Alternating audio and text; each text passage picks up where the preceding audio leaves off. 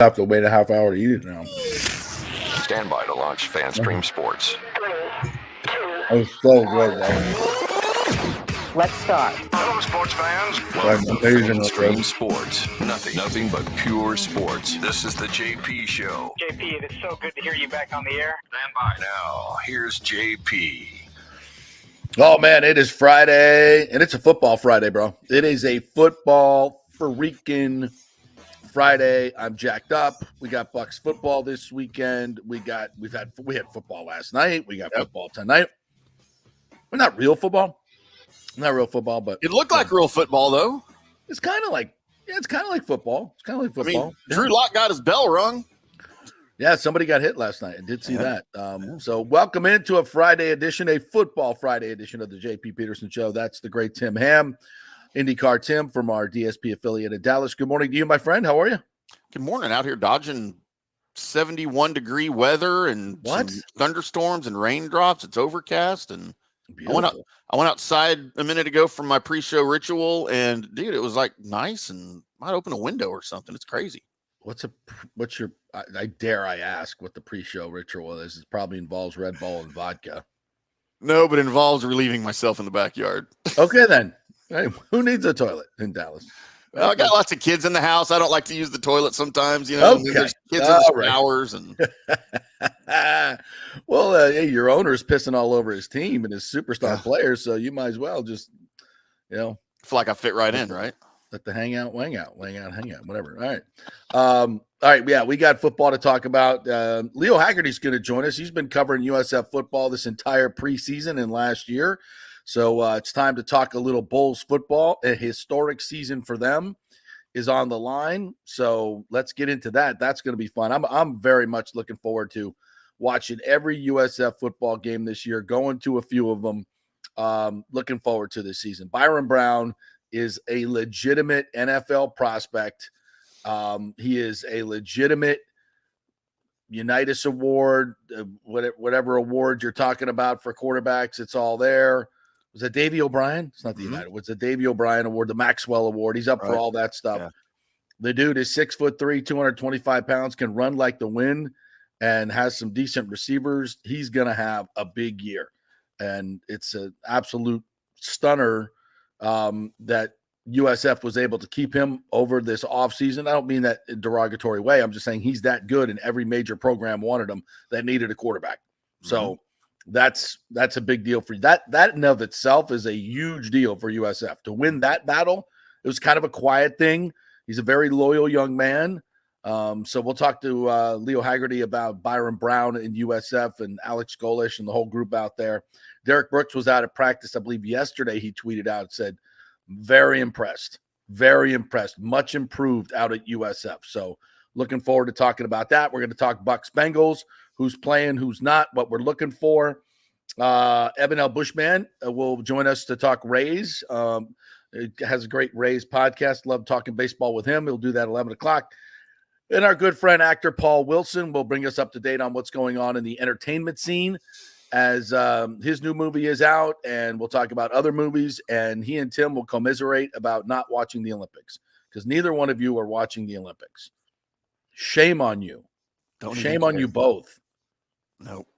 Just so un-American. When does hockey start? When are they playing hockey Olympics? I'll watch that. Okay. Yeah. And the bobsled and the luge. And so we could talk about that. What is your favorite Olympic sport to watch? Winter or summer? Hockey? Hockey. The hockey competition? Why? Why? Because it's pretty much the same as a hockey game you see in the NHL. It's not radically different. So, number one, I love international hockey. Mm-hmm. I watch all of the international, the juniors. I watch all of that stuff on TV. And I do. I never watched a junior hockey game in my life. I freaking love junior hockey. It's amazing. Really? Wow. Yeah. Okay. Junior hockey is like watching. Have you ever watched minor league hockey? The old Orlando Solar Bears. I don't know if are they still around? Negative. Yeah, they are. Now I covered the East Coast Hockey League in Tallahassee 30 years ago, the Tiger Sharks, and that was fun. I mean, I would tell you it was fun. It was not great hockey by any stretch. Right. It was fun to watch, right? Yeah. I remember actually the Lightning came up and played an exhibition, and their goalie was Manon Rayon, the first female goalie to start a game. And so this has to be early 90s, probably, when the Lightning first got started. And, I'd been watching the Tiger Sharks, and I'd never seen a live NHL game. And this was like, the complete B team for the Lightning, but we weren't a great team at that time. But I'm like, oh my God. So this is how the game is played, because the East Coast Hockey League was like, 4 FedEx guys and a beer distributor, play, on the power play. That was about it. So, and it was, it was like beer league hockey. And then you watch I'm like, wow, these guys can really skate. Look at this. Their passes are complete to each other. They could put like 3 passes together in a row. Now this is good hockey. So, that was my first minor league hockey experience, and I haven't seen a minor league hockey game since. So. And I love the size of the international rink better. It's basically the same length, but it's wider. It's almost 40 feet wider.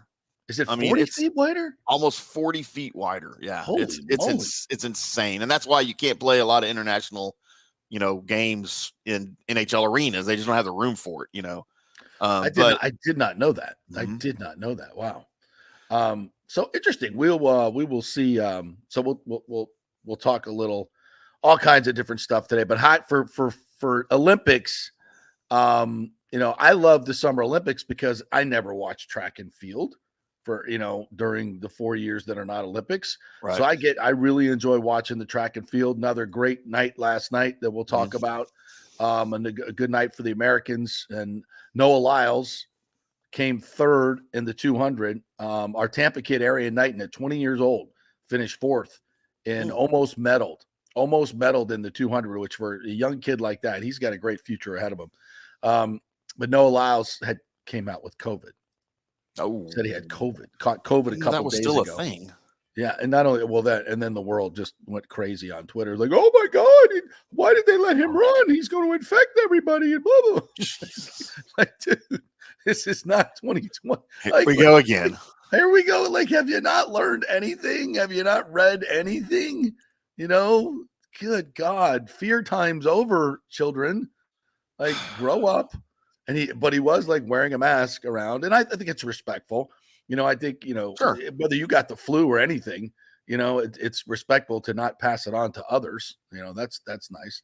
Sure. But certainly took all the precautions that needed to be taken. But then I'm like, he just ran to 200, and they took him off in a wheelchair. Huh. All right. What? And it was all dramatic, and he's like, he's got one part of his leotard or whatever unitard is exposed. Right. He's like, you just ran to 200, bro. You can walk to the locker room. They bring out a wheelchair and they strap him in, in case he falls out. Right. Are these soccer officials that are running these things to over dramatize injuries? It was very soccer-esque. Surprised they didn't run out with the little gurney, and took him and run him off. So that was the drama, of that. So he didn't double. It didn't have the double, and China won the 4x100 semifinal. Right. I did see some of that actually in China highlights. China won a 4x100 semifinal. They're in the final. China. They can run. No, they can't. They've never won anything in the 4x100. Do you think they rigged this? Did you know that the United States hasn't even medaled since Athens in 2004 in the 4x100? We won the 4x100 for like 1,000 years, going back to ancient Greece. I mean, like every year. When the United States? Yes, United States. We were there in 4 AD. Yeah. And winning the first Olympiad. They're passing a fig leaf from one guy to the other. We were winning that thing. Our guys were winning that thing. Like, we dominated. Yep. And, Thermocles, no chance. USA, baby. And then we just, like, fell off the map in the late 90s. And so this was a chance. We should win the 4x100 tonight. That will be tonight. if we don't screw up the baton toss or handoff. So Right. we should. But China came out of nowhere, and it's so funny. They're like, here's this Chinese like guy. He's very slender. Like he is not built like a sprinter at all. Like he's a small. He's got probably about 5'10", 140. Not like, these hulking sprinters. You see, the dude barely has arms. And I'm like, what the hell's going on now in China? And China, the China dude probably gave Lyles the COVID. That's probably what happened. That's what happened. Purpose. On purpose. Yeah. Yeah. Went to the Wuhan lab, got a little, slipped in his Gatorade. Then where You think they're just carrying those around with them? Yeah, they're little tabs. I'm making people crazy right now. They're, whatever, you racist bastard. It's a joke. It's a joke. No, people, come on. China's never won anything in sprinting, and suddenly my guy's got COVID, right? And he's finishing third, and you guys are winning stuff. Come on. So do they have a better track Raises a record? few eyebrows. Do you think China has a better track record in Olympic sprinting or in wars? Like, historically speaking, China's not done well in the war front. No, they have not. They're not. But Sorry, I had to go there. I don't want to see the new, I don't want to see the new Red Army doing their thing. Man. We're incredibly close to that. Yeah, we don't need that. Yeah. Bye-bye, Taiwan. All right. So anyway, what's your favorite Olympic sport? What do you guys, love to watch? I love watching the 4x100s. I love watching the sprinting, the 1500 race last night. And any of the, I love it. Love the track and field. We saw the American won the long jump last night. Yeah, we're dominating. Absolutely dominating. As a kid and as a teenager, I guess the 84 Olympics were probably where I was most aware. Did you used to watch the Olympics? Oh, absolutely, dude. But you don't anymore. I used to be the biggest Olympics fan. Absolutely, I did. Carl Lewis, Mary Lou Retton, dude. Back in the day, those were I used to love track and field. Like I loved Carl Lewis doing the long jump. I used to love watching the long jump. I loved the relays. I loved all of this stuff. I'm over it now, though, man. Everything's so political, and I get it. It was political back then, but I was a teenager and I didn't see all of that stuff, and there was no social media to throw it in my face all the time, right? And I get it. I get that it's always been political, but I just feel like everything's on a new level now, and it's just shoved down our throats. And I feel like not all of the athletes. Please let me clarify. Not all of the U.S. athletes fall under this umbrella. Yeah. I just feel like some of the U.S. athletes are more about themselves than they are about running or whatever for their country. Well, we kind of had this conversation yesterday because of the what I called the twerk that worked. The Canadian pole vaulter who got the bronze, who's also an OnlyFans model. You wonder why. Alicia Newman, I think her name is. Yeah. And so she afterwards she came up. She's like, after she jumped, and she I guess she secured the bronze. She faked the hamstring, so hopefully the cameras would go to her, right? And then as soon as she did that, she did this twerk move, which was hilarious. It was hilarious. See, we need more of that. Exactly. I loved it. I put it on, Facebook, and I'm like, did you like it? I kind of referred to it as the over-sexualized Paris Olympics. I mean, we started with all the drag queens and the blue guy, the naked blue guy, and the opening ceremony. I mean, so we started with that, and children and that, the whole deal. Then we went, we had the pole vaulter, banging his bulge on the, knocking the bar over. I mean, that was, and then all the track athletes, all these dudes, whatever happened to the jock, my friend? Remember the jock? You pack it up and you don't see anything. These guys are flopping all over the place. I want to watch some track and field here. And Ashley's like, oh my God, what the hell's going on there? I'm like, will you stop looking at that for God's sakes? Jesus. I mean, I can't measure up. I mean, look at that. Look at these guys. Are you kidding me? Dude's not human. What's going on with you? And I'm like, I don't need this. I don't need this. Whatever happened to the jock? Can you guys put that thing away for God's sakes? Is it me? I mean, come on, Jesus. And then, you're looking at the synchronized swimmers look pretty good, honey. The synchronized swimmers, they've stepped up their outfits a little bit. I mean, all these outfits are they're much better than volleyball. Yeah, I mean, so there's a lot of sexualization going on in these Olympics.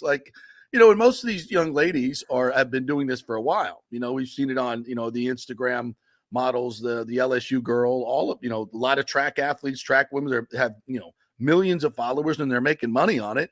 I don't have a problem with it, right? I don't have a problem with that. So, I mean, if they got to do something to get people to watch, because a lot of people like you aren't even watching. If I told you, the hot pole vaulters are out there twerking, you'd be watching every night. Oh, absolutely, I would. Well, how sad is that about me? About my life? You missed the damn thing. The damn thing. We got pole vaulters twerking all over the place. Well, that's a great thing about social media and the time we live in. I can rewatch it whenever I want. You can indeed. Whether I want to or not, it's going to be shoved down my throat for eternity. Yes. So, Sydney McLaughlin-Leverone won the 400-meter hurdles world record for a 6th time. She just dominates that event. And that was a great celebration for her. Grant Holloway avenged his Tokyo heartbreak by winning gold in the 110-meter hurdles. I guess he got run down, I think, in the last one. He was the big favorite and lost the gold. And Tara Davis Woodall won gold in the women's long jump. Her husband is a Paralympic gold medalist. So they're, and they showed him cheering for her and her winning the gold medal. So she won the long jump. So it was a big night. It was a big night for the United States. And I really find them, I love cheering for those athletes. Now we get to the basketball team. I just can't, man. I can't. And, I was talking to a friend where we were watching this and tweeting back and forth. And I'm like, they're down 17. And I was kind of, here's the thing, and I feel terrible about this, but when, the players on the team and the coach on the team tells me, because I am of a different political persuasion, that they hate me, revile me, wish me dead, and say all these nasty things about anybody who doesn't agree with them politically, it's just hard. You make it hard. If you just want to espouse your political policies and say, this is what I think, I'm great. But why do you have to go after everybody who doesn't believe the way that you do, right, and revile them and tell you how much you hate them all the time and how stupid they are and ridiculous they are and brain dead they are? Trust me, we think the same thing about you, but we try not to say it out loud. At least I don't. JP, do you remember a time when we could all have differing political opinions and different opinions on social stances and things like that, and still get along and be friends and have casual conversations about it without violence? Yes. I don't know what's happened, man. I think there was a much more intelligent time. If I'm being I think there's a level of emotional intelligence. Sometimes do I get angry about? Yeah, I do. Yeah, but I try not to vocalize it on a personal level against other people. Not perfect, but I try not to. I'm not running to a microphone every time I'm doing a post-game press conference and vilifying everybody else, which is what a lot of these players and coaches have done. And I still, I used to love them until they started hating me and expressing that. It's just weird. So anyway, weird. I find myself rooting for Jokic, and I find myself, and I hate that, and I'm conflicted. I'm like, well, why? This is terrible. I feel like a turncoat, but it's not all my fault. It's not all my fault. So do you think anybody else feel that way? And look, here's another problem. I don't know if it's a problem, but maybe it's a trend. You've got young kids now that watch the NBA that are huge NBA fans, right? And they follow. And what I've realized that, like in my day, I was a fan of a team, right? If you played for my team, I was a fan of you. If you left my team, I might have still enjoyed watching you play, but I was not rooting for you because you didn't play for my team. Nowadays, younger kids don't have teams they root for. They have players they root for. Yeah, exactly. And they will go cheer for whatever team that player is playing on, right? So now I think with all of the NBA players so involved in the Olympics and international basketball, dude, I think you've got a ton of kids here in America that don't cheer for the American team. They cheer for whatever team their favorite NBA is playing on. And it could be a Euro, right? Or like Luka. Could be Luka, could be Jokic, whoever, but it ain't America. So I think, dude, we never had that back in the day. No, I agree 100%. By the way, that's not. I don't know if you hear that in the background. Yeah. That's not my breakfast. That's a power saw. It's like, do I need to The call neighbors 911 for you? What's going on?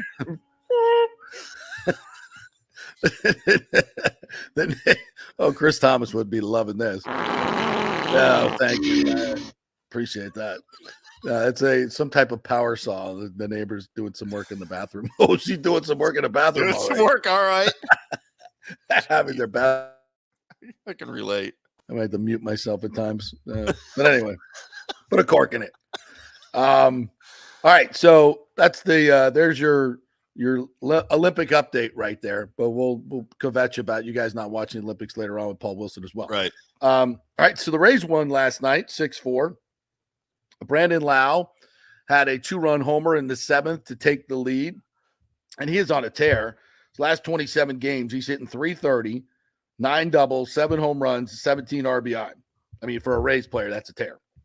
Yeah. He's carrying his team as he has done in the past, which also dooms us to maybe a nothing September, because when it goes cold, it's ice cold. And when it's hot, it's hot. And he's carrying this team right now because the rest of the team has been awful. But to that point, they were 1 for 23, 1 for their last 23 with runners in scoring position. I mean, it's historic how bad they've been with runners in scoring position this year. It's unbelievable how bad. But last night, Brandon Lau was really good. And Dylan Carlson, guy they just got picked up, who used to be a tremendous prospect and has been just ravaged by injury. And, they gave up on him. Of course, the Rays won't because he's cheap. And he's got some potential. It really does. And he came up with a big 2-out hit. They put 2 on, nobody out last night, and then you're like two runners in scoring position right off the bat. Nobody out, second and third. Here comes Morel, who's been awful. Acquired from the Cubs for Paredes, and strikes out. Just not even close. Just free swinging. And have not been impressed with him at all. I know he's got great tools, but terrible at bat. The Josh Lowe comes out, he strikes out. So now you're like 2 outs. You're going to leave both these guys on, already over 2 with runner in scoring position. We're 4 batters into the damn game. And Carlson came up with a big knock to knock him in to make it 2-0. Now they gave up that lead quickly because Shane Baz was not good last night. Not terrible, but not good. He still has great stuff. He's still trying to harness it. He's still a young pitcher, coming off the injury. You just expect these days, as we've gotten with Taj Bradley recently. So, we want to slot some of these guys in. Oh, that's going to be a great rotation next year. Great rotation. Taj goes 9 games with a .78 ERA, and you're like, he's a number 2 guy. He's good. And then he has 2 horrible games. We got to remember, they're still young. It takes a while to get consistent in this league, but they've got some talent. That's good. Shane was not great last night. But they get the big hit from Brandon Lau, the home run, which I thought it looked like the center fielder grabbed it, but he did not. And then Pete Fairbanks, who grew up in St. Louis with all his family there and grandma and grandpa and the whole damn town, finally got to see him pitch as a closer. They've been there all week, and he nailed it down in 4 pitches in the night. Really, really good. So that was a great. You love seeing that from Fairbanks. So yeah, the team, since they go 3-3 on the road trip, which the way they're hitting is a miracle. They've scored 3 or fewer runs in 7 of the last 10 games since they traded Randy Arozarena, according to Mark Topkin. They just have not, you looked at the moves and you said, okay, I see Morel, Paredes goes out, Morel comes in. Okay, that could be a wash. And you're like, okay, we'll move this guy here. The thing is, where the hell is Junior Caminero? That was part of the whole deal. And he's still languishing, crushing AAA pitching while we have no power in this lineup. These are the head scratching things that this organization does, that you just like, do you even care about winning? I mean, we haven't really talked much about this, but tonight it'll be Zach Littell against Zach Eflin. All right. You're supposedly in a pennant race, right? You trade your best pitcher within the division to a team that desperately needs starting pitching. When did anybody used to do that, Tim Ham? You trade your best. You mean the leader in the division needs some pitching? Let's give it to him. Let's give it to him for next to nothing we get back. Let's just give it to him. And so now he's coming here to pitch in Tropicana Field when, of course, he said famously this horrible thing that he said. Do you know what he said, Tim?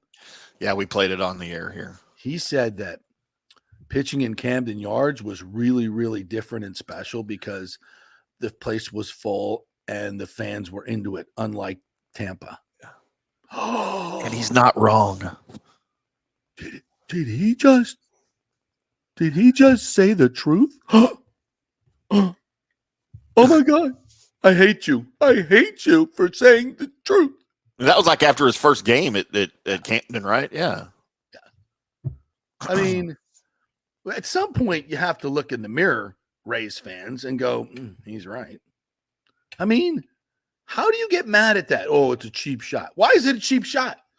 Why is it a cheap shot? You have an opportunity to fill your stadium and be into the game. Do you not have that opportunity, Rays fans? Yes, you do. So why are you getting mad at a guy that just simply points out that you don't? Now, we know the reasons why you don't, and I totally get that. But how are you angry at a guy who says the obvious and he's in a new place? And how is that a cheap shot? Please explain, Rays fans, those of you who may boo him tonight because you hurt my feelings. You pointed out the obvious. You hurt my feelings. It's true. 100% true.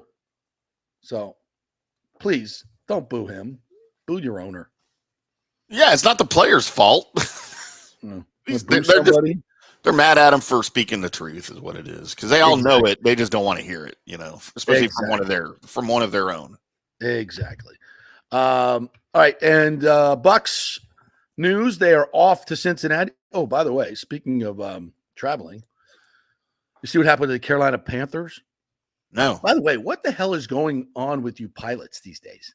Are you all drunk? They're all drunk. We got pilots like diving down on the Courtney Campbell Causeway for no apparent reason. Whoa, let's go check out the lights at the Courtney. Maybe they were headed to the 2001. I don't know. They were watching Top Gun in the cockpit. Yeah, well, I don't know if we talked about this at length though, but the Southwest Airlines plane dives down, almost lands on the Courtney Campbell Bridge and slams into the hotel, and then they say, oh, we can't land in Tampa because there's weather here, but we don't have enough fuel, so we're going to Fort Lauderdale. Huh. I'm no geographic genius, but Sarasota's closer. Yeah. Lakeland might not be a bad spot if you're looking for some gas. Why would you fly to Fort Lauderdale if you need gas? You don't have enough fuel. How about you land in Lakeland? It's right there, right? It's right there. Airports all over the place. No, we're going to Fort Lauderdale. Somebody had a date in Fort Lauderdale. I don't know if it was one of the pilots or one of the flight attendees. We had the same thing happen here in Dallas a couple of weeks before that happened with a Southwest Airlines flight, but it went over a neighborhood, and we had ring cameras that they showed the footage. It was sending off car alarms. It was flying so low, like the jet was. Don't they have altimeter alarms on these planes? But it was like a drop, a level out, and then a climb. It was weird. Yeah, so this happened. So last night, the Panthers land was described as a normal landing in Charlotte, and the dude runs off the end of the runway into the mud. They got to send out buses to get the players off the freaking plane. It was a Falcons fan flying the plane. I'm like, what are we doing? Of course, I had to, snark back at my friend TJ Reeves, who sent me this story. I'm like, see, that's Dave Canales' team. So I thought they'd have problems on takeoff because it takes a long time for his offense to get off the ground. Apparently it takes a while for them to get on the ground too. Yeah. Once they start, they can't stop. Okay, whatever. So anyway, so we got Bucks and Bengals tomorrow night. Joe Burrow's going to play. Kyle Trask. Joe Burrow, yeah. And Joe Burrow v. Kyle Trask. We're going back to the 2021 SEC championship game or LSU versus Florida. I wonder if they ever played against each other. Did they? I don't know. You think? I don't know. Let's look that up. I'll look it up. They may. I'm trying to think because Burrow was what 19. I forget. My brain when it comes to dating these things. We'll look it up. But anyway, it's going to be Trask versus Burrow, and all the rookies are going to play. So I'll be interested to watch Graham Barton play, see some reps from him in the trenches. Bucky Irving's going to play, obviously. Jalen McMillan's going to play a lot. I'm sure that Kyle Trask will be looking for him on every single play. If I were a quarterback, I would be doing that because he's always open, like 7-Eleven. So all the rookies are going to play. That'll be good. Chris Braswell will get some looks and lots of reps. So you'll be looking for him, number 43. So lots of good looks at these rookies who are going to have an impact. Tyke Smith will play as well. So we'll see what's going on in some of these battles in the defensive backfield. So it's going to be, I can't wait. It's going to be a lot of good storylines to watch in this game for the Buccaneers. JP, let's go back to October 12th, 2019. Yes, it was 2019. Okay. 5th-ranked LSU hosts 7th-ranked Florida. Yes. LSU 42, Florida 28. Trask was 23 of 39 for 310 yards, 3 touchdowns, 1 pick. Wow. Burrow was 21 of 24 for 293 yards and 3 touchdowns. God, he was so good.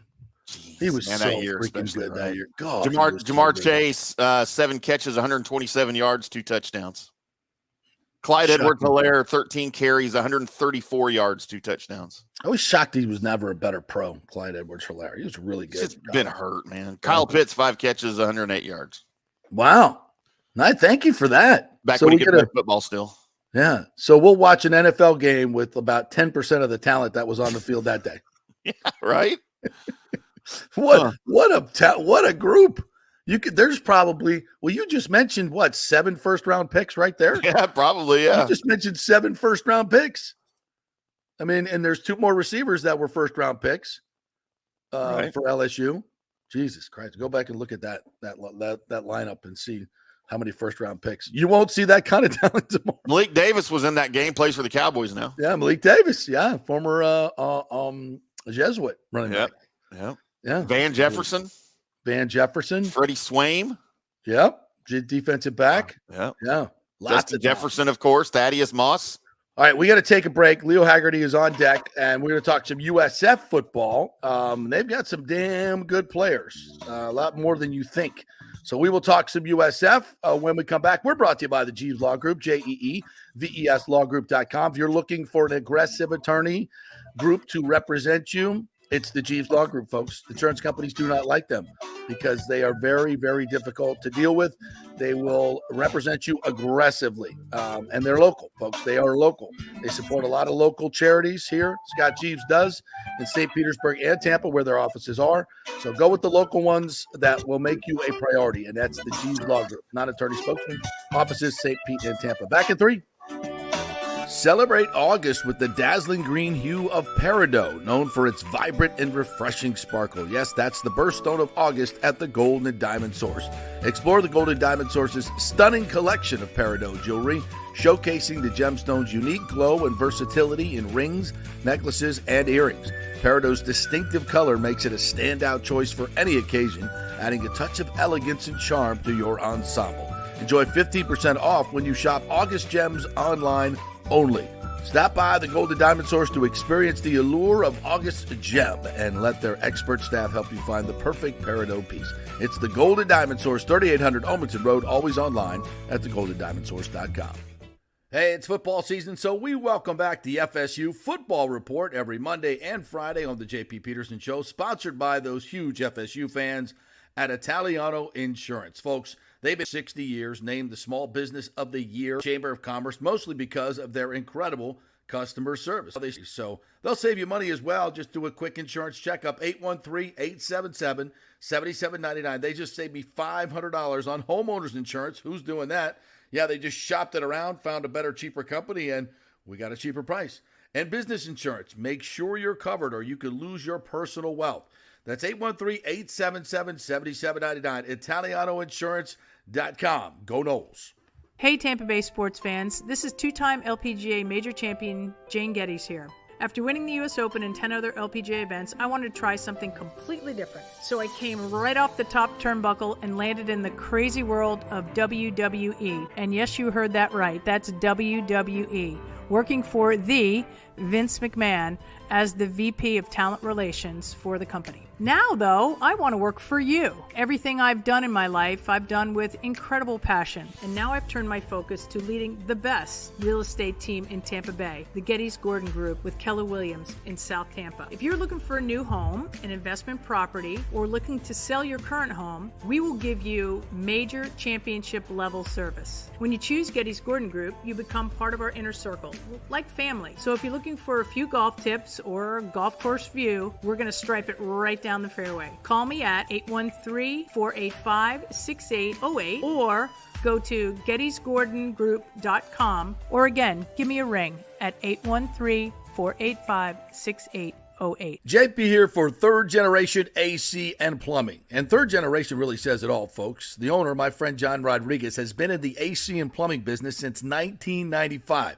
They built their business on honest assessments and doing great work on time for a great price. Simple, right? Did you know many AC techs are incentivized on big commissions to sell new AC units, and you might just need a drain cleared? So if you want someone you can trust, that's John Rodriguez and Third Generation Services. Check out the 5-star Google reviews. If you have a plumbing or AC emergency, call 813-961-8024 and a human will answer the phone. That's 813-961-8024 or go to thirdgenerationplumbing.com. Ciao, Paolo Tini here, owner of Caffè Paradiso, one of South Tampa premier traditional Italian restaurant. We were recently voted number 3 on Open Table list of Tampa Bay's top 10 restaurants. We're very proud of that because we take great care of preparing each dish by hand with homemade sauces, pastas, only the freshest local ingredients. You won't see the big institutional vendor trucks pulling up to our back door. We get our seafood from local vendors. Sometimes I even drive out to Topper Springs and pick out our daily catch right off those boats. So stop by and say hello. Try our traditional lasagna, the fresh veal, some of our signature dishes like capelli al granchio, that is angel hair with lump crab meat, our branzino, that is a sea bass. We're located at 4205 South McDill, and you can make a reservation on Open Table and read all the great reviews. See you soon. Ciao. Grazie. Let's go. Right now, back to the show on FanStream Sports. All right, welcome back to the JP Peterson Show, brought to you by the great folks at Italiano Insurance. Saved me $500 on my homeowner's insurance. That's not happening anywhere, right? Everything's going up, but it could go down. If you call Italiano Insurance, they could find a better company for you, ones that have just come into the market, maybe charging a little bit less. You never know. It's a free call, 813-877-7799, and you will talk to a human being, not a voicemail. Isn't that interesting concept? It's called customer service, folks. It's what they do at Italiano Insurance. Really, really good. 813-877-7799. And if they save you money, that's a bonus. It's really good. Always a bonus. A penny saved is a penny earned, JP. Right. It's not what you make, it's what you keep. Remember that. Exactly. Yeah. Get a good accountant. Creative one. Creative. All right, let's talk a little USF football with our good friend Leo Haggerty. Leo is back. What's up, Leo? How are you? Not much, JP, but before we go on, yes, I am living proof that Italiano Insurance doesn't save you hundreds. They saved me thousands on my auto insurance. How about that? Cherry, I mean, the best thing you did was say, hey, call Italiano. I did, and it's unbelievable. Hey, a couple of vacations came out of that, that's for sure. There you go. I should have let you do the live read. That was fantastic, Leo. Well done. Thank you, my friend. All right, let's get down to it. You've been out there sweltering in the heat, getting the 20 minutes they allow you to watch the USF football team or whatever it is. But you've seen some good stuff. What's going on out there? JP, I'll tell you what. If they stay healthy, two big ifs. If they stay healthy and if they're competitive in the Alabama game and just don't get physically beat up, this team is loaded. They have athletes all over the place. They've got size, they got length, they got speed. Ben Knox, corner, 6'3". I mean, he's missed the whole last year. Wow. You got Byron Brown, who, to be honest with you, I'm amazed he's back. Yeah, so, me too. Yeah, I'm happy to see this because I can still remember Sam Mordecai down at SMU. he came out when he transferred to Wisconsin. They said, why are you leaving SMU? He said, well, the NFL scouts said I need to play against better competition. You know what? That was terrible because the competition in the AAC, it's pretty good. It's really good. Now, you got the bottom teams that are not, but, you take those top, 4 or 5, you take Memphis, you take Tulane, you take Tulsa, you take USF. That's a pretty good barometer of how you're going to be. And JP, their skilled positions, man, oh man, they've got they don't sub, they reload with coming in with people.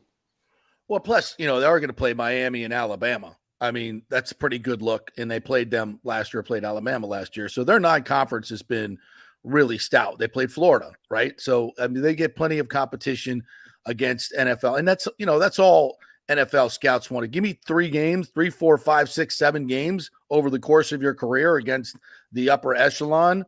You don't need to get your ass kicked every week in the SEC to get a good evaluation, especially of a quarterback. So I think this is, when I say that, I can't believe he's back, and you say it, some USF people take it as a slight. It's not at all. It's actually proof positive of how this organization, this team is moving in the right direction under Golish, and guys want to play here and guys want to stay here. That's what it means. And I think that's as big an endorsement as you could possibly get, right? Oh, yeah, JP, it used to be a stopping point on your way to someplace else. USF now has become a destination for football. That's huge because now we sat down there at the ReliaQuest Bowl last year. Luke Fickell, Brian Kelly, they had to miss part of their press conference because they're trying to talk guys out of the portal. Not only do you have to recruit players now, you have to keep them. Yeah. And it's really terrible. The fact that USF, they're keeping their players. They're keeping their core guys. Look at Mike Lofton, center. Yeah. We did a piece on Mike yesterday. We started doing what we call shooting the bull, 12 questions. Mike Lofton set the NCAA. He was the number 1 player in snaps, over 1,300. Think about this now. You play 1,300 plus snaps. That's over 100 a game. That's amazing. How the hell did he play 1,300 snaps? They had over 100 snaps a game, USF? It got to that point, with the 13 games. It was amazing. I said, wait, what's going on here? They were putting up 95 to 100 a game, JP. Isn't it in the old days, Leo, that you play 65, 70 a game, right? If you were lucky. Yeah. Yeah. Holy and shit. we got to blame Chip Kelly for this because I went and saw them at Oregon when this started. Yeah. They would run a play at practice. They would run the next play within 16 seconds of the first play. Yeah. It was like unbelievable. That's why they ran him out of the NFL. Yeah. They were finishing games in less than 3 hours. Hey, Las Vegas doesn't like that. We can't have that. Nope, can't have that. Can't have that. That's why they ran him out. Wow. Okay. Well, for many reasons. Yeah. Poor choice of food. God, yes. Didn't he used to restrict what the guys could eat in the cafeteria? Like it had to be all this healthy tofu crap. Well, what he did is he tried to get the linemen to lose weight because they. Oh, right. Yeah, they wanted them to be leaner and meaner because they were. Well, just for stamina, you can't. Yes. It's really hard to play 100 snaps at 320 pounds. That's really, really difficult even if you're playing offense. Yeah, especially in this heat down here, right? Good God! Oh my God! Yes. All right, so let's dig in a little bit more on Byrum. I talked to some folks out there, and he's put on 23 pounds. I mean, he looks completely different as a human being. And he, from what I've heard, he's not been affected. It hasn't affected his delivery, his speed, or anything. What are you seeing? Oh, I see a Bronze Adonis in front of me. When he comes out, you can see his upper body is really sculpted right now. And, I asked some of the players, I said, what's it like? You got a guy, 19 years old, a sophomore. He's trying to be the leader, been in the huddle. He goes, man, this guy's taking charge. And he really is. he's, up around, I think he said about 220, 221. And that's almost 25 pounds from last year. That's so, a lot. When he crosses the line of scrimmage now, it's not going to be that 195-pound string bean that you're trying to tackle. That's a man coming at you now. Wow. Interesting. What kind of receivers is he throwing to this year? He's got his record breaker back, right? Oh, yeah, he's got Sean Atkins back. And I'm hoping that Brian Seacrest and the communications people push him for the Bullsworth Award. And I don't know if you're familiar with that, but no, I'm that's not. named after Brian Bullsworth, who was the walk-on at Arkansas. Okay. That became an All-American and then tragically died before he even, got through his first NFL game. And it goes to the most successful walk-on player. Well, I'll tell you what, Sean Atkins, he's going to be up there. He reminds me so much of the people you saw at Clemson when you just saw these walk-on guys, and all of a sudden they showed up and they got better. Think about this, JP. They're trying to eliminate walk-ons now in the NCAA. That's crazy. Hate that. Yeah. Oh, terrible. Yeah. But you got him, and you got Naquan Wright. Yeah. Former Florida Gator, right? Absolutely. And I'll tell you what, you go back and check out when he trucks that Alabama defender. I was there for that one. Yeah. Did that set the tone for the entire game right there? Right now. It did. Yeah, that was when I saw that reminded me back in the day with USF when they were playing FSU in 2012 when I think it was Atkins, the safety, maybe just absolutely pummeled an FSU running back. And from that point on, USF owned that game. It's just one of those moments in a game where the other team says, we're bigger and badder than you, and we're more physical, and we're going to take it to you. And that was an eye opener for Alabama. I think when that happened, it was for me. I was like, holy hell, what just happened there? Yeah, so that definitely we better buckle up. These guys are coming to play. Yeah. So the offensive line, though, is where, and along the lines of scrimmage, let's dive into that a little bit, Leo. Use your NFL scouting background here and tell me if the defensive line was the most, I think, just from the naked eye last year, you watch USF play, I'm like, wow, they're really small. They're really small, and they get pushed around. They got to do something with that. Offensive line was pretty good last year, and I understand they're even better this year. What are your thoughts? Well, they lost Donovan Jennings to the NFL. And JP, I was out for his pro day. 28 reps on the bench press. Ooh. Ran a 4.8 something. Wow. Right around 4.8, high 4.8, low 4.9. And he's out with Green Bay now. But I'll tell you what, this offensive line really looking good. Again, you got Mike Lofton in there. You got R.J. Perry still. You got Cole Skinner. You got a bunch of these guys. You got Andrew Kilfoy, a local kid. And, you got Cole Best. You got a whole bunch of guys. Yeah. The biggest thing is when they substitute, and you've got to substitute on the offensive line. You just can't bring guys in and keep them there for, 75, 80, 85, 90 plays. Can't do it. When they sub, they're not going to fall out. They're not going to drop precipitously. Mm-hmm. They're going to be, we're reloading. And that's going to be the huge thing. The fresh competition guys, out there is phenomenal. That's good. That's good. Defensively on the line, what do they have? Well, you got Rashad Chancey out there. You got Doug Bowie. Again, the biggest problem they have is the rules. Yeah. Every rule in the NCAA favors the offense. The RPOs, those offensive linemen go down 3 yards down the field. Yeah. That gives that quarterback an extra beat or two. And JP, you played, you give me an extra second to look things over. That's going to change the whole dynamic. And if you don't know what that means is, linebackers and safeties are reading keys and corners as well. And a lot of their keys are offensive linemen. And if offensive linemen come off the ball, you read run. If they back up, you read pass. If they come off the ball 3 yards and then back up for a pass, you're screwed. So yeah, it's very difficult to read your keys when you're allowed to do that. So yes. Yeah. And you know what? I talked to Coach Orlando, who's the defensive coordinator, and I brought this point up. I said, Coach, if you can hold the team in the 20s, that's a really good defensive effort. He said, yeah. I said, you hold them under 20, it's a great one. You shut out Syracuse. We just don't see that anymore in college football. He goes, that was phenomenal.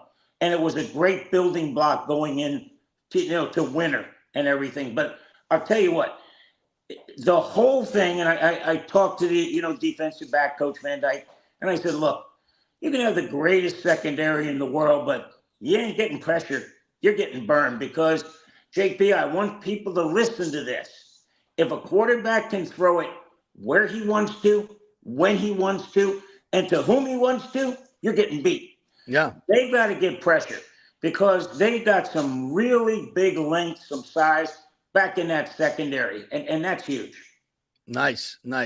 So when you look at the schedule, obviously Miami, Alabama, I mean, those are games you don't expect to win, which means you gotta play really well within your conference to have a successful and I think special season. So let's kind of go down the schedule here and kind of predict where we think USF's going to be. Okay. You know what, JP? They start their first 4 games, and this is good. The first 3 are at 7 o'clock at night. And that's damn good with this yeah, heat. Exactly. So you got Bethune-Cookman at home. You go to Alabama. Then you get Southern Miss on the road. Then Miami comes to town. JP, of the 12 games, and you got that flex game at the end with Rice where it can be Friday or Saturday. Right. All right, well, let's go. Bethune-Cookman 1-0 at Alabama. 1-1. Let's be honest, 1-1. Southern Miss, you need to win that game. We need to win the game. So you're 2-1 at Southern Miss. 7. That's a 7 o'clock, and then you got Miami. Then you got Miami at home. We don't have a time for that game yet. Not yet. Yeah. And okay. That's a coin flip for me. I want to see what they're coming out of Alabama and Southern Miss health wise. Yeah, Miami is ridiculously talented, but they still have the same stupid coaching staff. So, USF is at home. Should be a packed house. That's going to be a special night. That's Saturday, September 21st. Get your tickets now for that. So, let's say they beat Miami. Now you're 3-1, and if you've played well at Alabama and you beat Miami, you might be in the top 25. Yeah, you just might. Mm-hmm. And then you're at Tulane. Very difficult. Well, they lost their quarterback, who was a lot of what they do, right? Mm-hmm. Yeah, but it's going to be tough. The funny thing, JP, is the 2 top teams that are predicted in the AAC, they get right out of the gate, Tulane and Memphis. Yeah, they're right. So then you're off on Saturday, October 5th. So you got an off day before Memphis at home. That's going to be a huge game. And it's a Friday night. Both Friday night games are following a bye week. That's okay. Huge. That's good. Yeah. We need to fill the stadium for, Bethune. Bethune might bring some of their fans. That's good too. So that should be a nice atmosphere. It's an opener. You should get 45,000 for that game. Especially with that Bethune-Cookman band showing up. Damn right. That's pure entertainment right there. Absolutely. Then you got Miami. That's got to be a sellout. That's got to be a sellout. There's no two ways about that. That's got to be a sellout. Memphis, at 7 o'clock on a Friday night. If you're not going to a high school football game, which of course we highly recommend, if you've got any interest in that, keep Fridays for high school. Not a big fan of Friday night college games, but it is what it is. So they got Memphis. They need to pack that. That needs to be another 45, 50,000. That's going to be, essentially for the conference championship. Would you say? Well, it's for a shot at getting in. Absolutely. JP, if they beat Tulane, coming into this place, I'm looking for 55,000 at that game. Okay, because, you should. Yes. Yeah. There's no reason.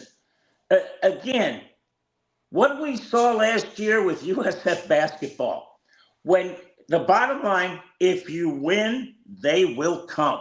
Yes. And that's what happened with basketball. I expect them to be maybe 4-1 going into Memphis. Well, there's a codicil to that. If you win, they will come. If you have a terrible owner and you're stadium is awful and it's on the edge of the market. It's not always true. I don't even talk about that guy. I digress. Every time I see that, I think the major league. He's trying to get them to lose. I get Junior Caminero, stay at AAA. All right, so then you got UAB coming here. The return of Trent Dilfer to Raymond James Stadium. That should be fun, especially after they whooped our ass last year, right? Absolutely. And JP, the last 6 games, they're all against teams coming off losing seasons. UAB, offensively, they were a juggernaut last year. Yeah. Well, like a lot of college teams, they just can't stop people. Right. So that'll be interesting to see how that works out. And then they head down to Florida Atlantic. I'll tell you what, if there isn't revenge after what Florida Atlantic did to them up here last year, yeah. All they have to do is put the film on of Florida Atlantic and say, that's it. You know, we got enough. We're ready to play. Yeah, that was one of those odd games. The FAU and the UAB games were weird last year. All right, Navy. The Navy comes here on Saturday. Are they still running that triple option there at Navy? I know they got a new coach, so they still running. They're still running option. They're running spread option more than anything. Oh, the pain in the ass to get ready for it. So don't stub your toe. If you can get through that gauntlet right there, that first part of the season with 2 or maybe even 3 losses, don't stub your toe against FAU, Navy, at Charlotte. The 49ers are awful. So let's make sure we don't screw that up. Then Tulsa, good football team, comes here on November 23rd. That could be a very important game in terms of the conference standings, right? Oh, absolutely. JP, this team could be coming in off at least a 3-game, maybe a 4-game winning streak. Yeah. UAB, Florida Atlantic, Navy, Charlotte, they could be coming in. And you're right. They can't stub their toe at the end of the season. They got to take care of Tulsa. They got to take care of Rice. JP, if this team stays healthy, they could win 9 games. Yeah. Wow. That'd be amazing. And then does Golish stick around if they win 9 games? I think so. And here's why. Because they'll find a way to keep him. Because the big thing is if Byron Brown has the year I think he's going to have. Right. I hope to God some of those alumni step up and make it worth his while to stay here. Now he has that will be the key.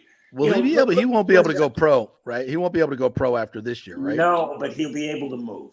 He'll be able to go. Yeah, he'll go. He could be in the portal if he stayed. If he stayed this year, I can't see him leaving next year. That would, but you never know. You never know. Things can change. There's a lot that can happen. But he seems like a super loyal kid, and I think he'd want to finish his. If everything and they win 9 games and everything's trending up, then God, I would hope he would stick around for sure. Yeah, because now let's throw this scenario together. Golish leaves, and guess who's attached to his coattails? The quarterback. So that's. I'm thinking Golish wants to stick around to be the first coach to play in the new facility when it's built. Yeah, I would think. That's going to be a real selling point to him. And you know what? Mike Kelly is finally realizing, to make a buck, we got to spend a buck. So we got to. Well, Mike's always known that it's getting the the reluctant administration to come along, which they fixed that finally, and JP, that was a problem. Of course it, and I know it. We absolutely can't talk specifics, but now. They never fully committed. Yeah, they never fully committed to D1 sports the way other teams did. And that's just the truth of the matter. And look, you're an academic school. That's what you're there for. I can't fault you for that, right? You put more resources into academics than you did athletics. Shame on you, college. No, that's the way it should be. But if you're going to be in the business of D1 athletics, if you're going to, ask your coaches to compete with all these other teams, then you got to be serious about it from a financial situation. And they finally are. And look what's happening. You've got great leadership in Michael Kelly, and things are changing. It's all about the brand. And JP, I'm going to go way back. They asked Dick Vermeil when they said, Dick, you get paid a lot of money out here. He goes, well, I'll tell you what, I'll make you a deal. Let's take the 5 best physics professors from UCLA and the 5 best physics professors from USC, put them at the 50-yard line. Let's see how many people show up. He hit the nail on the head. you know, J.P. Morgan was the AD out there at UCLA. And they asked him, how important is the USC-UCLA rivalry? He said, if we were playing tiddlywinks, they'd want to know who's playing left tiddly. Yeah. So, yeah, that's all what's your left tiddly about. You don't want that hanging out. You know, what can we do to win? And, JP, one last thing with that. When Virginia Commonwealth, VCU, Shaka Smart, they got into the tournament, the president came on and said in the last 48 hours, our alumni giving has doubled. Yeah. In 48 hours. Doubled. And that's the way it works, folks. Welcome to the real world, right? And you get many more applicants. Therefore, it's harder to get in. You get better students. Your academics rise. It all is, go back and look at Florida State in the late 70s when Bobby Bowden came in and look at what he left. From an academic standpoint. Yep. High tide raises all boats. All right, partner, tell everybody how they can get your great content on USF, my friend. Hey, you go to ampedupsports.com. We're on YouTube. We're on Facebook. Go there. Great interview with Mike Lofton yesterday just to show how human these guys are.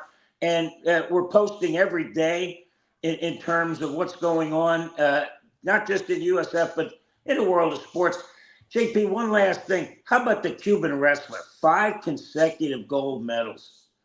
I haven't seen any wrestling at all. I usually like watching that too, but they haven't shown that in prime time at all. It's been no boxing, no wrestling. Yeah. But the guy hit 5 consecutive gold medals. That's 6'5", 290. And he's finally retiring. He left his shoes on the mat. What's that guy's name?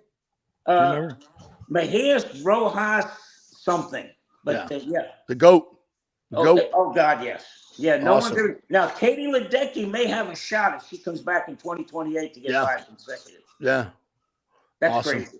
Awesome stuff. All right, Leo, thanks, buddy. Appreciate your time. We'll be checking in with you. On. Go Bulls. Go Bulls. Cannot wait for Well, that's a whole nother thing. We'll be watching. All right. So we've got Timmy's got his hat on now. We're good to go. We'll take a quick break. When we come back, Evan L. Bushman's going to join us. Ray's podcaster, Ray's insider. We'll get his thoughts on this anemic lineup and if they can actually get something going down the stretch. We're brought to you by Bay Area Modern Medical Center, BAMMC.com. Chris Lugo and his group will get you right, whether it's your immune system, your testosterone, whatever it is, folks. Take the time, because he will take the time to go through all of your labs and everything and get you a personalized plan for your workouts, your nutrition, your overall health. It's Bay Area Modern Medical Center, BAMMC.com. Weight loss is another great thing they do if you're looking to lose some weight. BAMMC.com. Back in 3. Stay with us. Hey, it's football season, and we welcome back the Gator Report every Monday and Friday, sponsored by the Jeeves Law Group, JEEVES lawgroup.com. Just go to the website. You can contact them through there. Scott Jeeves is a tremendous, aggressive attorney and a big Gator fan, so we appreciate him supporting this show and, of course, your Florida Gators. They are local, they are trusted, and they get results, whether it's personal injury or anything else, any law matter at all. It's the Jeeves Law Group, JEEVES lawgroup.com. Give them a call. Tell them JP sent you. All right, this is for all you guys who don't want to go to the gym and do 5,000 crunches. At Bay Area Modern Medical Center, you can get on the new True Body machine where you can reduce fat and tone up your muscle. It's like doing 54,000 crunches in just 15 minutes. Define your body as you see fit. True Body offers personalized muscle stimulation that delivers the equivalent of those 54,000 crunches in just 15 minutes. Just get in touch with them at Bay Area Modern Medical Center, BAMMC.com. Chris Lugo and the team over there will set you up on True Body and get amazing results. Non-invasive with comfortable and little to no pain and zero downtime. You can isolate and target those areas that you want to improve and treat multiple areas simultaneously. It's an amazing machine, so check it out at Bay Area Modern Medical Center, BAMMC.com.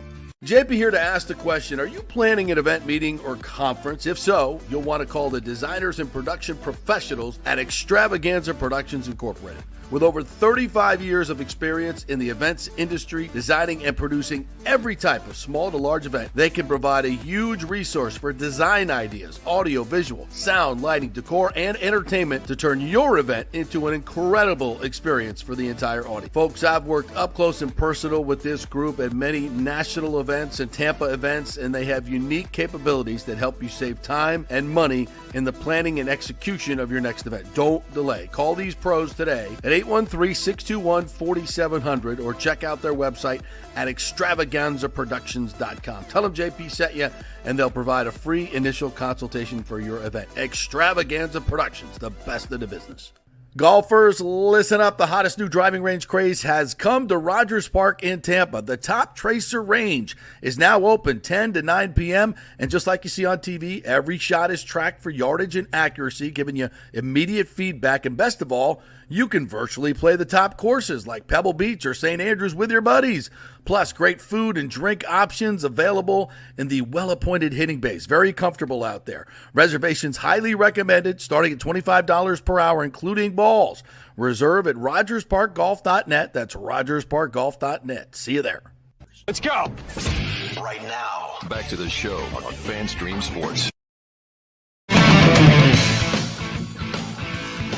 All right, welcome back to the JP Peterson Show, brought to you by the Geddes Gordon Real Estate Group. Jane Geddes will help you if you're looking to sell your home or buy a new home. Rates are coming down, folks. Rates are coming down, and when the rates come down, there's going to be a lot more buyers in the market, and prices are going to go bananas again. So still, prices are kind of actually going down a little bit, even in the Tampa Bay area. So if you're looking to buy, looking to sell, now's a good time before it all goes crazy. So contact the Geddes Gordon Group, GeddesGordonGroup.com, and tell them JP sent you. Time to get back in the game. All right, let's talk a little Rays baseball with a good friend, Evan L. Bushman, and his Rays podcast. What's the name of your podcast, Evan? It is the Rays Rewind podcast. The Rays Rewind. Yeah, Rays Rewind. There you go. I love it. Love it.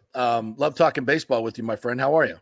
I'm good, man. How you been? Happy Friday to you, by the way. Happy Friday. Yeah. I'm watching more Olympics than I am baseball. You know, I was watching the game last night and it kept flipping over, and I had football to watch. Didn't take long for me to flip past that because I had no idea who these people are that are playing. But there's too much sports going on at once where I'm watching replays of the Olympics and then watching it live and then trying to flip to preseason football, even though we don't know who's on the field, and trying to keep up with baseball is just too much. I wish I had more screens in my house. But absolutely. So you know, especially now when watching the Rays and it's like, Jesus, 1 for 23 with runners in scoring position. So we finally get a big hit last night from Brandon Lau. Dylan Carlson got a big hit. So it's a tough watch, my man. It's a tough watch right now. Yeah, we talked about this last night when we were recording the show, which will be dropping today on our YouTube page at the Sick Podcast Rays Rewind, by the way. It's been tough to watch where the offense, you know, really has struggled throughout the whole season with runners in scoring position, and that's been the MO of the Rays offense in total. I mean, the offense has just been a slow train, a slow struggle bus when it comes to getting guys across home base. And that's just, you know, a part of it of why, you know, they're where they're at. It's because of the offense. And, you know, I really thought they might still have a chance at the wild card after winning, you know, a few series in a row. And after that Houston series, it's like, okay, you know, Houston's, you know, still a hot team right now, and they're in the hunt too as well. And after that series win, it's like, okay, well, we'll go into St. Louis and we'll take another one. But, you know, obviously that wasn't the case this past week where, you know, they dropped 2 out of the 3 against the Cards. So it's a frustrating thing to see where, you know, it's almost to the point where, and I said this to my co-host last night, I'm to the point where the NFL is almost now my focal point instead of, you know, trying to hope for the Rays make a wild card berth, because, I mean, they're still kind of in it. I mean, I think it's 5.5 games out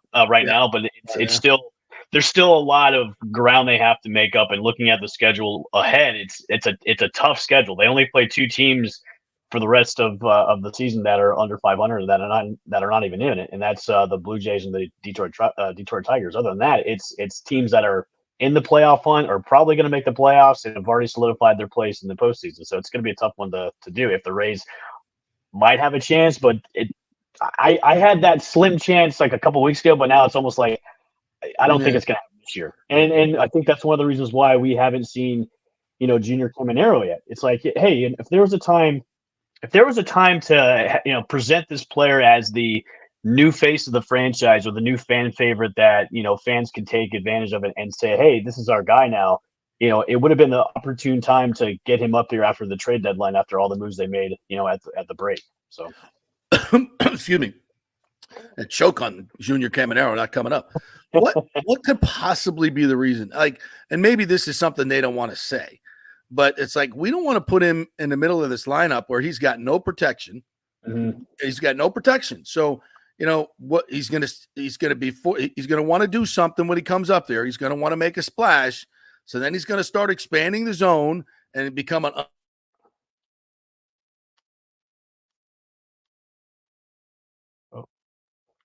I think we cut off for a second. I think frustrated, losing. Your internet keeps cutting in and out, JP. Yeah, JP, you're. I don't know if you're with us anymore. Yeah, your feed keeps cutting in and out. Let's let JP find his footing there, Evan. Tell us a little bit about why you think Caminero isn't coming up. What's your logic behind it? Yeah, that's a good question. I think JP's back. That's a good question to bring up, and I think there's a variety of things that we've heard from not only Mark Tompkins but also the front office too about, hey, his defense isn't ready yet. He's still working those kinks out, but looking at what we've seen on the field to what he's dealing with is like how could he be worse bringing him up to what we've seen on the field so far? So.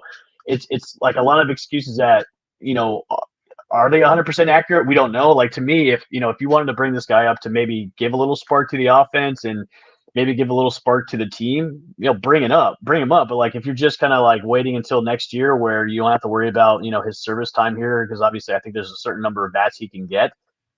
I don't know. Maybe we'll see him next month. Maybe the next, the last half of the September, where hey, they're going to bring up maybe a couple of guys to just showcase a little bit for next year. But it's kind of like we're all clamoring for it. Everybody on Twitter and Facebook are like, hey, it's time. It's time, man. Like, if what else does he need to work on? If he needs to get reps, in the big leagues for his defense, bring him up to the big leagues so he can get those reps, so he can be ready. But yeah, it's kind of another head scratcher of things that they're not really telling us when it comes to their almost superstar players. And this is another thing I brought up too last night on the show is like this is the guy that is probably going to be your cornerstone to build a team around for the near future. And when you have this new stadium coming about, this is the guy that you're going to be putting on the merchandise and all the banners and everything. So why not bring him up now to give us a preview of what are things to come? It's just it's very, very questionable what they're doing.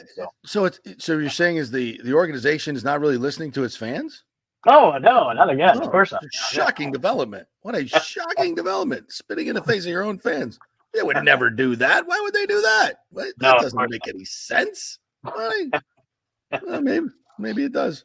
And we're trying to find some silver linings here. And Rasmussen coming up the other night was awesome. I mean, took 16, 17 months to him to get back, and he's freaking just ripping it 98, 99. He's got some sharp break. His command was good, struck out the side in his second inning in. I mean, that was a hell of a performance. Great to have him back. And I don't know if we'll ever see him back in the starting lineup, and that's as a starter, that's fine. I think he could be a great bullpen guy. I agree so too. I think with the amount of arms that they have, especially for the starting rotation, you could go with a 5 or 6 man rotation, or take a couple of those guys and put them in the bullpen where they can be the long relievers and save a bunch of innings for the bullpen guys, except for the back end. So yeah, I mean, I thought we all kind of knew what his role was going to be coming back was going to be that long reliever. And hey, and if that's the spot they want to keep him, I'm okay with that. I would rather have him being in there, eating up innings and saving a lot instead of trying to put him out there to be a starter where, he can maybe get hurt again or whatnot. But yeah, it's glad to have him back. I think that was a bolt of lightning that needed to be into the bullpen. But yeah, I'm glad he's back. I'm glad Springs is back, even though he's looked a little rusty, but that's okay. I mean, I think we've all kind of expected that. So having these guys come back it's nice, but it's like it'd be nicer if we were in a spot where we can, potentially be in a wild card push and go into the playoffs and having these guys back too as well. Evan L. Bushman joining us here. Of the position players that are out there right now, who comes back next year? Yeah, probably. I mean, Yandy Diaz, I think is the guy that we all thought was going to get traded, but didn't. I think they're keen to keep him. I mean, with the elder statesman of the young group of guys that they have, I think having him there, and then if you bring Junior up next year too, as well, you're going to have him being there as a mentor, hopefully. So I think he's back. Brandon Lau's a question mark, and we all thought he was going to get traded, but he's sticking around too. Of course, now he's in like a nice little streak, but enjoy it while it lasts. Yeah, he could be one of those. He could be one of those guys that maybe gone after this season too as well. But at this point, I mean, I would put question marks on everybody on that team that's a position player, except for Yandy and maybe Bilal. But other than that, I don't know. Maybe I like Caballero. Maybe Caballero will be back too as well. Well, God, as much as I love Taylor's defense, I mean, you got to do something at shortstop. Yeah. Is that Carson Williams time? I think it's Carson Williams' time. Yeah, I think the Taylor Walls experience is kind of gone to the wayside. I think it's time to bring Carson up. It's time to bring Junior up. It's time to give that next generation of the baby Rays up into the uniforms into the Tampa Bay Rays, big league. So yeah, I think it's time for Taylor Walls. I think he's out of options too, or maybe he can go down one more time to AAA and then he's out of options and they can either trade him or try and DFA. What do you think of Morel? From what you've seen so far, I mean, we'd hope that he would be, a little bit more consistent than Paredes, hit to all fields. I thought he could settle in at second base if you trade Bilal and get something for him. And you're kind of just going with this Morel, Carson Williams, Caminero, the infield of the future with some serious pop there and some real, possibilities in terms of scoring runs and having some power in the lineup, and Yandy at first. I think the outfield's all up for grabs. Maybe you keep Siri, but his I don't know. He's got some great tools, but I would like to see a whole new outfield if I'm being completely honest, and what that looks like. Yeah, I'm kind of in the same boat with Morel. It's kind of a weird situation because, his position is where, Caminero plays is third base. So is he a stopgap until Caminero comes up? And well, he can play second too. A lot of people say yeah, he could do that too. But the thing is, it's the bat. And, I think for the trade that with Paredes is almost 1-for-1. The second half of the season, Paredes wasn't doing well either. So it was like almost like a wash with that trade. So listen, with Morel, he's got some good pop when he hits. I think he was now 3 for his last 22 or 23, and those 3 hits, 2 of them were home runs, and one was I think he had a hit last night. So it's more the fine tuning of where they really want to be or where they want to put him. And if they're going to bring up Caminero, and if they want to put Caminero as your starting third base, then you're going to have to move Morel over to second probably, and then it's like they have all these chess pieces. It's just like figuring out who's going to go, and especially for next year. Who's going to be the starting person for here, and there. It's quite the conundrum the Rays have when it comes to these position players. And, I've said this before on my show, you're going to see, like we've seen now, it's like a totally different team. And it's probably going to be even totally different next year with a lot of these younger guys that are ready to come up, like the Carson Williams of the world and also the Junior Camineros of the world are going to come up. And then you're going to see them in those starting positions for opening day. So, yeah, it's a very interesting questions of conundrums. Do you think, everybody's, they've shed $55 million off of payroll next year, so they're going to go out and get some big free agents to fill in? Don't hold your breath. We have a $700 million mortgage coming up on the new stadium. We're already hearing that talk. And I'm like, but you told me we're getting the stadium so you could spend money, not to make excuses. Are we going to spend that money next year? Or I would say they're going to spend a little bit of that money to go out in free agency and maybe get a couple of veteran offensive guys, because that's where they're lacking. I mean, the pitching is fine. Maybe get a couple of relievers here and there to fill in. Pitching's awesome. But the offense has been inept. It's been just god awful. And if you're going to if you save so much money, the $55 million plus going into 2025, maybe use that a little bit of money to go out and get a couple of veteran guys that can help you on the offensive side. So will they use it all? Probably not. Will they use maybe a small chunk to maybe entice a couple of free agents to come over? Probably, but they have to. They've got to. If you're gonna improve on your run differential from this year, you've got to go out and spend the money, and you've got to go out and spend the money on guys that can bring runners across home base. You gotta have hits. You gotta hit show. Hit show. You remember that? I don't care if you don't bring in guys that hit a lot of home runs. Just bring guys that can get on base. And hit with runners in scoring position would be good. Well, that would be a nice trait to have. Guys that can hit above like 250 at least, because I mean, a few of the guys on the team right now are hitting below 100. Yeah. We should, like, when they take batting practice, they should have like stick figures. Get the old stick figures back from COVID and like stick them on bases so they get used to like hitting with runners on base.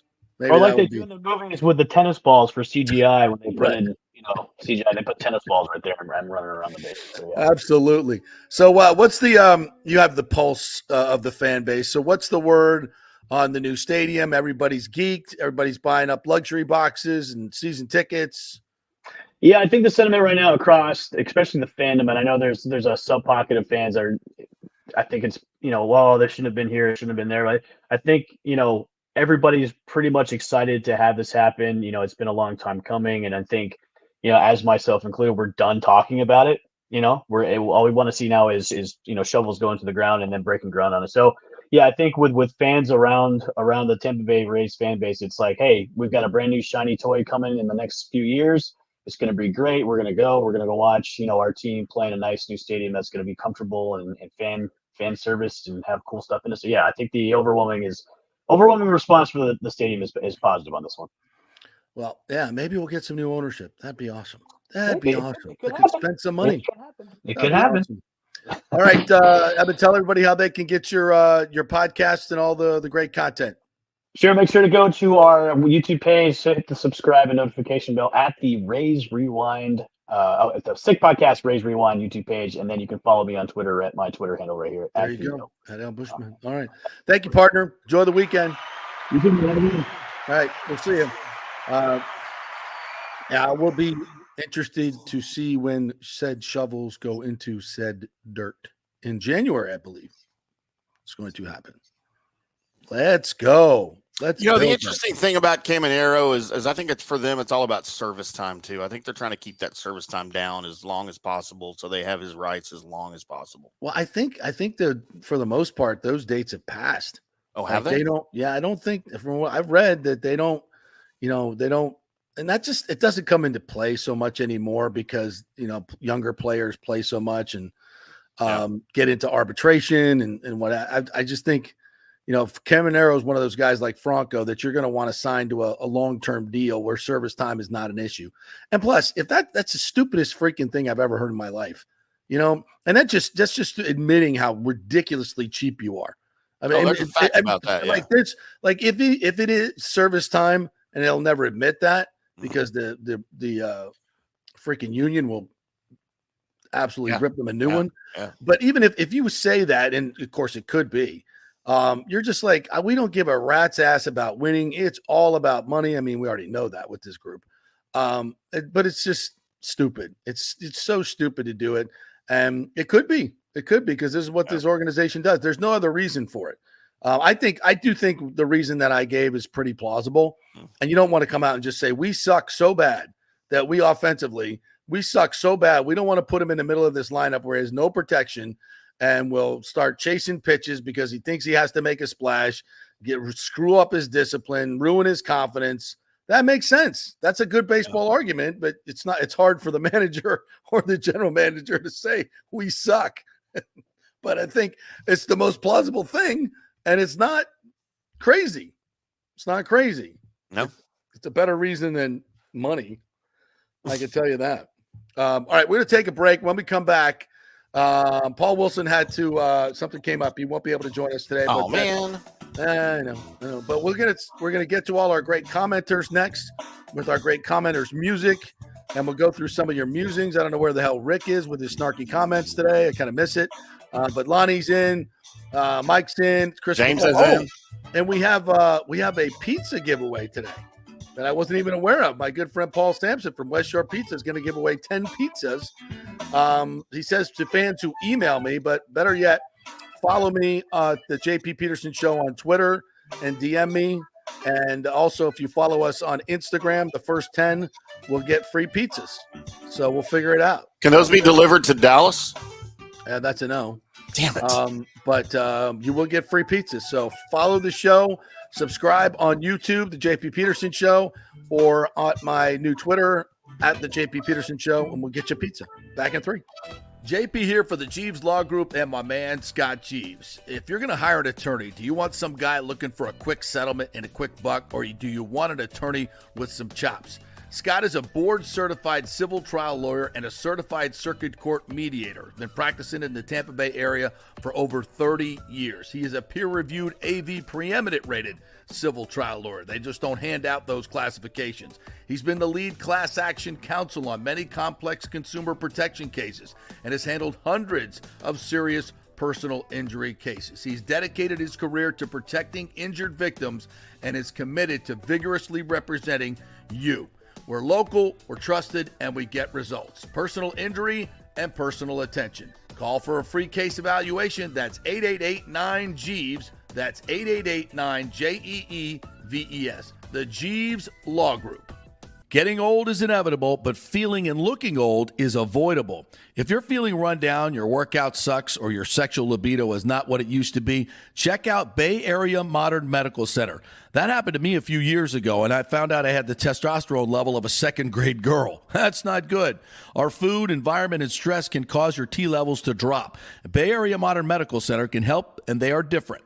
They offer customized hormone replacement for both men and women. Christopher Lugo and his medical staff can help you restore your energy, your sex drive, and your feelings of well-being. It was a total game changer for me. I have way more energy, lost 30 pounds, and I'm performing better in all areas of my life.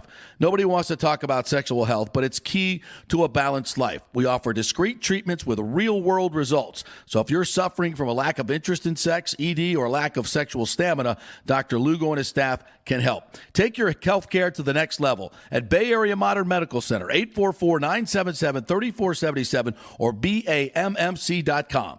JP here to ask the question, are you planning an event, meeting, or conference? If so, you'll want to call the designers and production professionals at Extravaganza Productions Incorporated. With over 35 years of experience in the events industry, designing and producing every type of small to large event, they can provide a huge resource for design ideas, audio, visual, sound, lighting, decor, and entertainment to turn your event into an incredible experience for the entire audience. Folks, I've worked up close and personal with this group at many national events and Tampa events, and they have unique capabilities that help you save time and money in the planning and execution of your next event. Don't delay. Call these pros today at 813-621-4700 or check out their website at extravaganzaproductions.com. Tell them JP sent you, and they'll provide a free initial consultation for your event. Extravaganza Productions, the best in the business. Take your business or nonprofit to the next level with the power of video. Red House Streaming offers complete field production services. Our experience and expertise has you covered every step of the way wherever you want to go. From initial concept to final delivery, we'll handle it all and bring your vision to life. As your all-in-one production partner, we offer comprehensive marketing packages that not only showcase your brand, but amplify your reach. Contact Red House Streaming today. Hey, if you love golf and the new Top Tracer virtual golf experiences that have taken the golf world by storm, well, you're going to love the new Top Tracer range at Rogers Park in Tampa. It combines the fun of competing virtually on the world's greatest courses like Pebble Beach or St. Andrews with an outdoor range experience to track your ball, not just hitting it to that net. I love it. They have great brand new spacious covered bays, huge fans blowing down. It's very enjoyable even when it's hot. So grab your golf buddies. Great price, $25 an hour up to $45 at peak times. Balls are included, and you can also play the new short course for just $9. It's all at rogersparkgolf.net. To reserve a bay, go to rogersparkgolf.net. I'll see you there. Let's go. Right now, back to the show on FanStream Sports. All right, welcome back to the JP Peterson Show, brought to you by the Golden Diamond Source. Guys, you like bling too, don't you? You like a nice watch? Nice watch right there. Yeah, see, there's a nice one. Get a nice watch. They're investments as well. People are buying up Rolexes as great investments. They're tripling in value. That might be something you're looking for. They got them at the Golden Diamond Source, used watches. gently used watches, greatly, just beautiful, great selection. And you can also get a ring, get some rings, some cool rings, bracelets with your kid's name on it, something like that. You get a nice chain. Lots of cool stuff at the Gold and Diamond Source for you men. So head on over there, 3800 Olmerton Road at thegoldendiamondsource.com. All right, you want to get into some comments here, partner? Yeah, real quick. Can we just mention the passing of one of the golf greats that we found out about? Comments, yeah. I was going to get the great Chichi Rodriguez. Chichi Rodriguez passed away at the age of 88. 7-time PGA Tour champion, 22-time Champions Tour champion, World Golf Hall of Famer. One of my favorite guys to watch back in the 80s when I was just getting into the game and playing in high school and things like that, man. He was a talent. One of those guys I grew up watching golf that I got to interview many times because he has a foundation. We've done some stuff with the Chichi Rodriguez Foundation here in Tampa. The Clearwater Golf Course over there is named for him, the Chichi Rodriguez. Great golf course, by the way, if you haven't played it. Super fun. And they have an unbelievable foundation there that helps kids after school. It's kind of a first tee foundation where they teach them golf, but they teach them a bunch of life lessons. And man, I've been over there and met these kids, and they've just, I mean, the lives that he's changed through that foundation in Tampa Bay number in the thousands. And of course, when you help one kid who was going to go bad and learned and went to college and then has kids and brings them up and, you know, exponentially, he's had an effect in the Tampa Bay area. And one of the great charitable givers and great storytellers. Interviewed him, had him on my show. Just the best. And you know, grew up in poverty, much like Lee Trevino in Puerto Rico. I didn't realize he played on the victorious U.S. Ryder Cup team in 1973 as a Puerto Rican, of course, U.S. territory. Yep. So yeah, what a dude, what a great guy, what a great entertainer. Was it one of the few entertainers in golf? And golf was just so boring in the 70s and 80s. And you know, he did the sword dance and everything else. And super dude, very talented player, and Hall of Famer, will be missed. One of the greats of the games. And I believe one of my first golf set was a Chichi Rodriguez set. Is that right? Yeah, that we got from Sears. With Chichi's, you know, the cheers, you know, you get a 7-iron, you get a wedge, you get a 5-iron, a driver, a putter, and maybe a little tiny bag. A little tiny bag. Yeah, my Chichi Rodriguez bag. Yeah, absolutely. All right, what else we got here? Good morning to Nathan Elliott. Always good morning to you. Lonnie Wilkins says, I'm late to this. Been busy at work month. It's a shame the Rays waited to trade stars who were good and needed help during the postseason era, and the front office didn't make trades until it was their time. You know, when you run an organization based totally on making money, the baseball stuff becomes really ridiculous.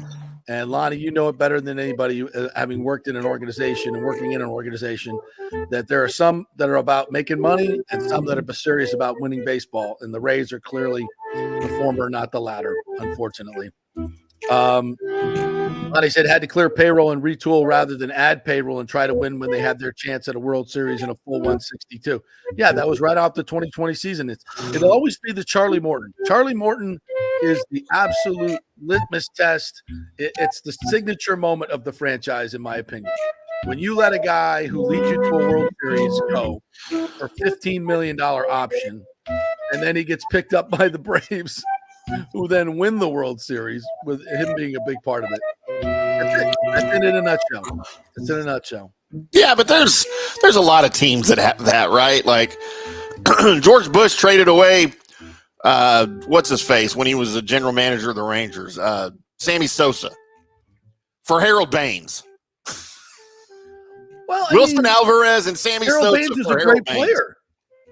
But we got him at the very tail end of his career, though. I mean, it just wasn't a good move. It wasn't a good move, but it wasn't just about money. No, not at all. Not at all. Point. And when it's about money, you don't make good moves. Everybody makes bad moves. Yeah. There was no baseball reasoning for that whatsoever. It was all about money. There's no argument you could make that, oh, this guy's, not going to be worth $15 million, which is nothing for a good starting pitcher. That's crazy. Lonnie says, I missed the days before all the political warfare when the edgiest thing you would see out it was a decal on the back of some guy's truck of the guy peeing on the rival sports team logo. You remember that was like out there, like, whoa, did you see that? And I'm like, it's true. Yeah, and but you only course, saw those on like pickup trucks where they also had gun racks in the back window and the big like truck testicles hanging off the back. Truck testicles, yes. Nathan Elliott says the national media and social media push the divide and fighting of political views. Follow the money, follow the ratings. Yeah, absolutely. And that's part of the horrible discourse we have in our politics, because the corporate agenda is clearly Fox News panders to all the people on the right. Every other news station panders to the people on the left. And that's how they make their money. It's niche broadcasting now, and it has nothing to do with the truth. That's the bad part, folks. Like I saw somebody put a post up of Walter Cronkite back in the days, like, I'm Walter Cronkite, and he would just tell you the news. He would just read the news, sometimes smoking a cigarette. Yeah, back in the day, he did. Yeah, and they would just tell you the news. Now, I'm not naive enough to say it wasn't a little bit tainted back then too. It was, but not to the degree now that it's just all political agenda, and they don't even try to hide it anymore. And it's all for profit, and people digest this as news when it's not. It's agenda reporting everywhere. There is no, like, I wish there was some place you could go where you could just turn on the TV and know that this was actual factual news and not tinged by some corporate a-hole. I was having a great conversation with a local journalist here, and we were talking, and I was talking about back, I'm just turned 61. Like, there were days in my career where, at Channel 8, we built a brand new building in the year 2000. And, the general manager, the business people were on the 4th floor. The 3rd floor was the Tampa Tribune. And the 2nd floor was the newsroom. And if someone from advertising or sales or business came onto the news floor, it was like,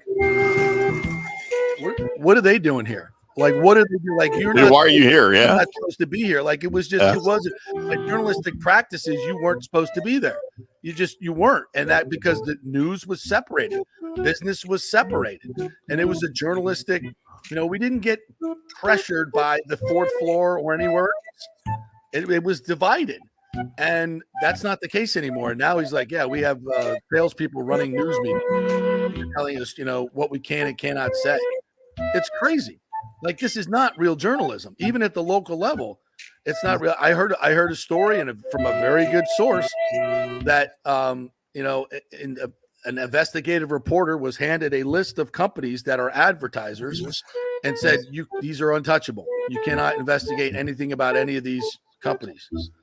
And that person went, okay, here's my resignation letter. Right. I'm done. Yeah. And good for him. Her. It was a her. Yeah. But that's where we're at right now. And it's disgusting. And that's why we have such a divide that we have. Everybody's in their information silo. Can't think for themselves. James says, hey, Tim, on Get Up this morning, they trashed Jerry Jones for saying he's not concerned with CeeDee Lamb's contract. As ESPN Cowboys player's agent, they failed to mention they have $50 million quarterback and elite linebacker as well. And you replied to him. Yeah, that's the thing about that is, look, ESPN, certainly Jerry's comments are a story, and everybody's going to talk about it. You and I talked about it before the show off the air. But ESPN just takes things to a different level, man. And Get Up used to be one of the shows I could watch on ESPN because Greeny, I feel like Greeny does a good job keeping things in check. But I think now it's just scripted to the point. It's scripted to the point that even it's beyond out of his control. And that's one of the reasons I am so freaking happy that Good Morning Football is back, because that's what I watch. Yeah, every morning I wake up with Good Morning Football. Yeah, because first of all, as I talked about agenda reporting, ESPN is completely tinged with that, and it's over the top. I think Greenberg does do a great job of keeping politics out of the show. I think he does to a great degree, but it still shines through everywhere else on their platforms. It's just and that's why their ratings have tanked. It's just sickening watching some of the programming and what it means. Yeah, but as to the Cowboy thing, I saw what Jerry said. You know, they blow it up as like, oh my God, he's pissing on CeeDee Lamb, and I think it was more like you know, we're negotiating, man. You know, we're going to get it done. It's not a big deal. Like I don't, you know, we're not going to roll over for the guy. Yeah, he's going to be here. It's just, you know, we're not, you know, he wants $1 billion. We're saying $500 million. You know, we're like, we'll get there. Right. It's just not that urgent right now. He's not playing for us this year. Now, is he practicing? No. He's not even practicing. See, now that becomes a problem. That becomes a problem in terms of getting it done at some point. Although he's working with Dak, it's not like there's a new offense. Is there a new offense this year?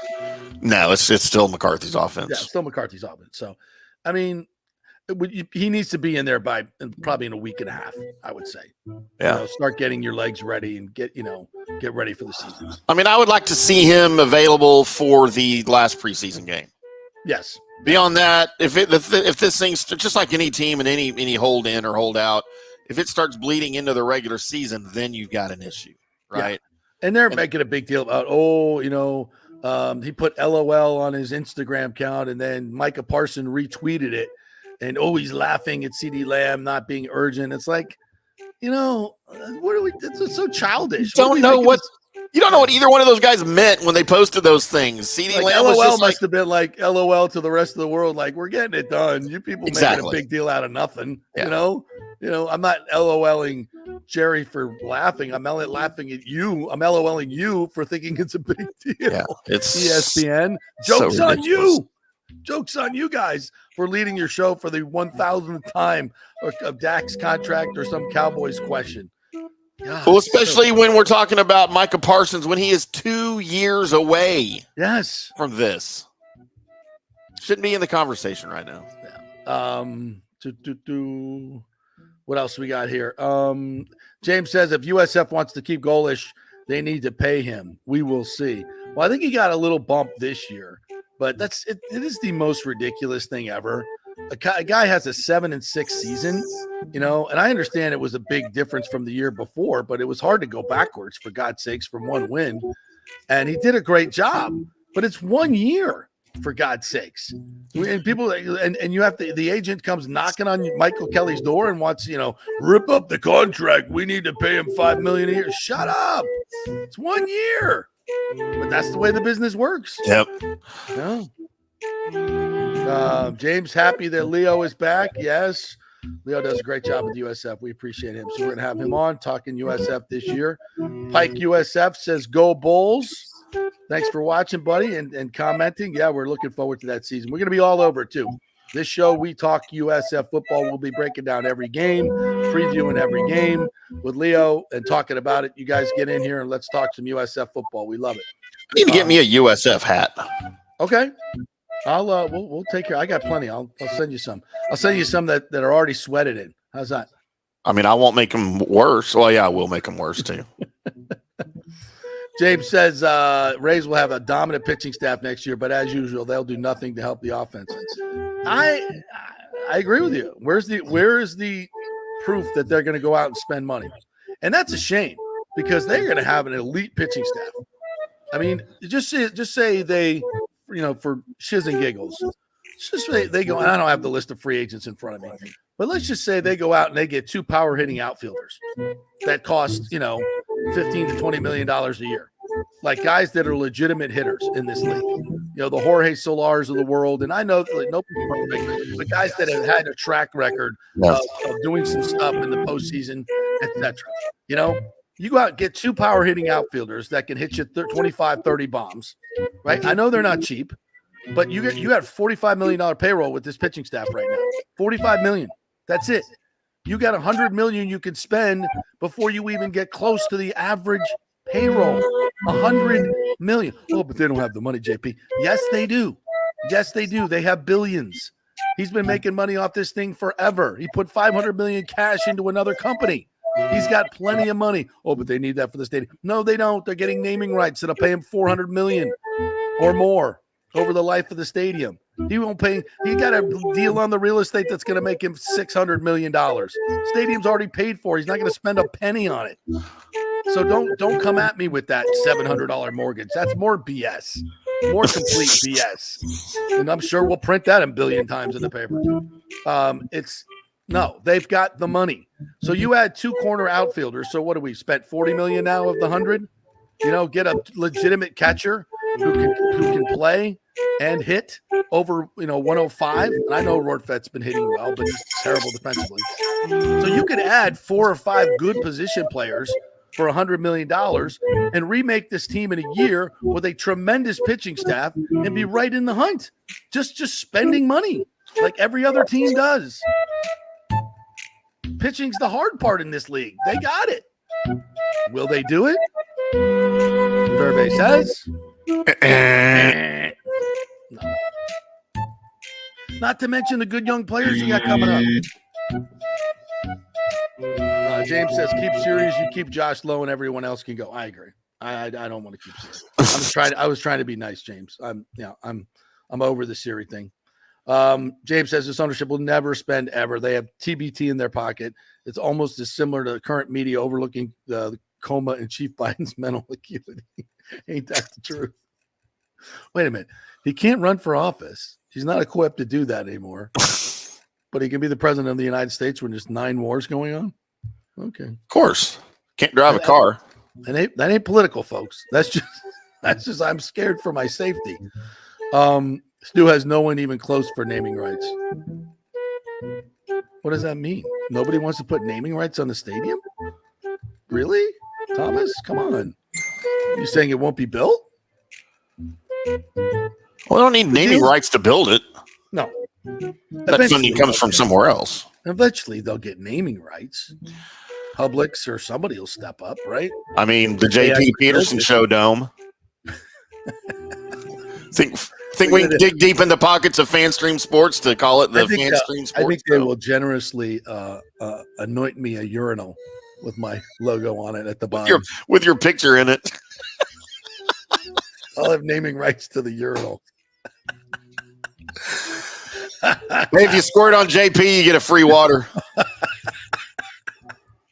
Watch what you say there. That sounds interesting. Okay.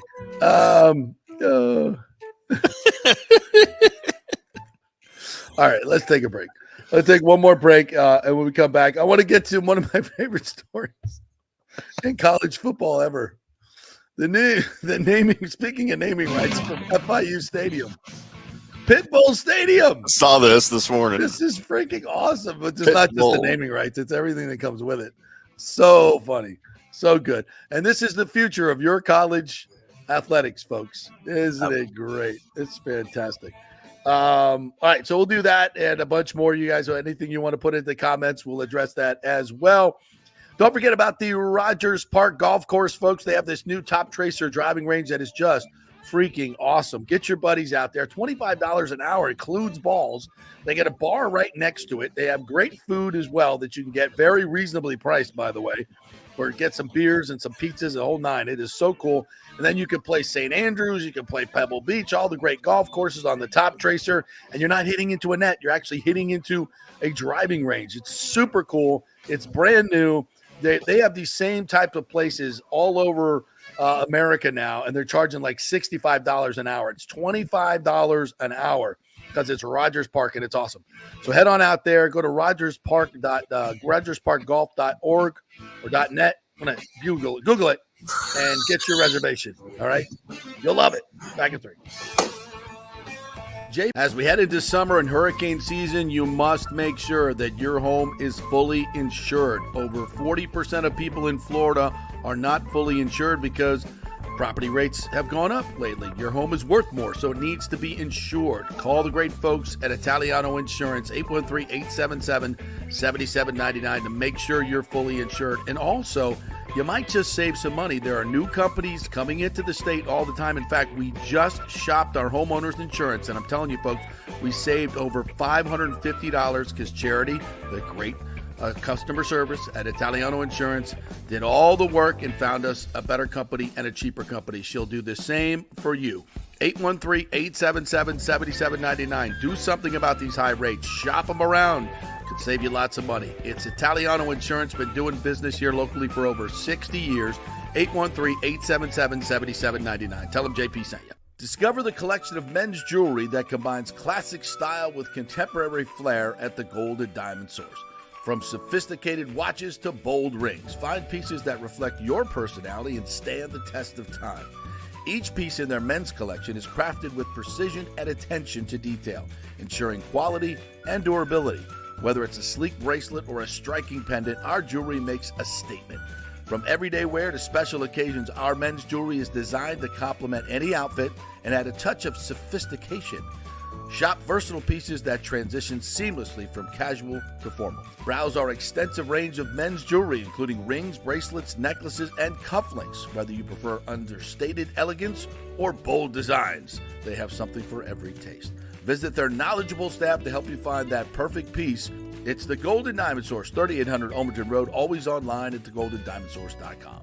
Hey Tampa Bay sports fans, this is two-time LPGA major champion Jane Geddes here.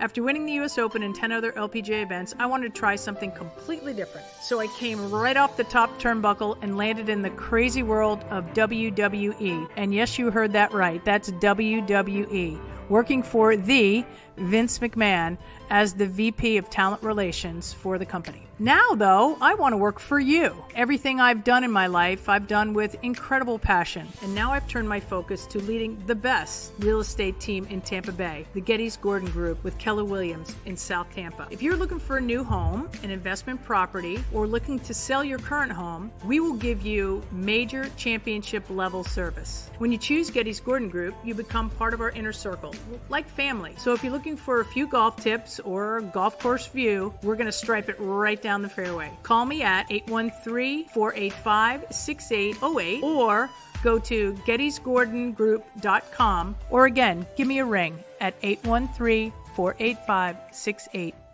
Getting old is inevitable, but feeling and looking old is avoidable. If you're feeling run down, your workout sucks, or your sexual libido is not what it used to be, check out Bay Area Modern Medical Center. That happened to me a few years ago, and I found out I had the testosterone level of a second-grade girl. That's not good. Our food, environment, and stress can cause your T levels to drop. Bay Area Modern Medical Center can help, and they are different. They offer customized hormone replacement for both men and women. Christopher Lugo and his medical staff can help you restore your energy, your sex drive, and your feelings of well-being. It was a total game changer for me. I have way more energy, lost 30 pounds, and I'm performing better in all areas of my life. Nobody wants to talk about sexual health, but it's key to a balanced life. We offer discreet treatments with real-world results. So if you're suffering from a lack of interest in sex, ED, or lack of sexual stamina, Dr. Lugo and his staff can help. Take your health care to the next level at Bay Area Modern Medical Center, 844-977-3477 or BAMMC.com. Let's go. Right now, back to the show on FanStream Sports. All right, welcome back to the JP Peterson Show. A fun show today. Brought to you by the great folks at Third Generation Plumbing. A lot of flooding going on in the Tampa Bay area still. Remnants from Debbie. Well, Debbie did us dirty. Damn it, Debbie. Debbie did us so dirty. And if you have any issues with your plumbing or AC, it's so freaking hot out there. ACs are going on the fritz right and left.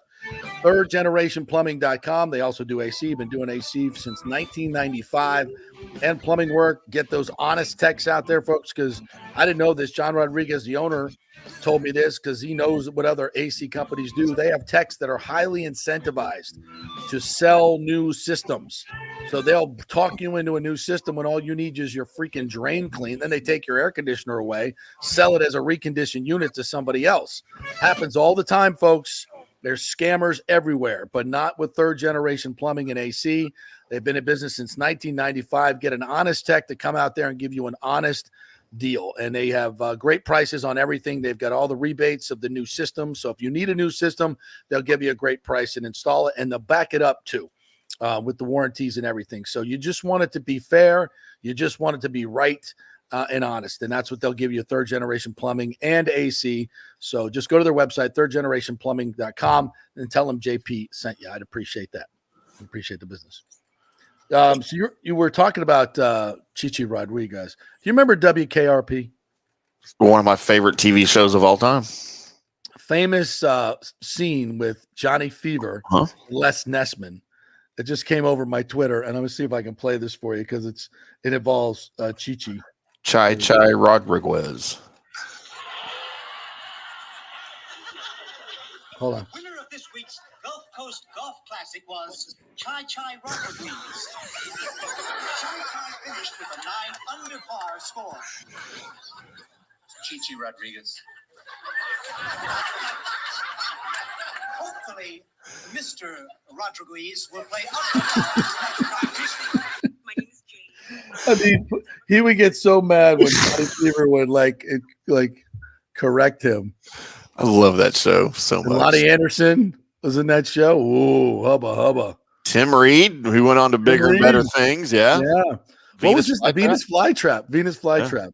Where can we see WKRP?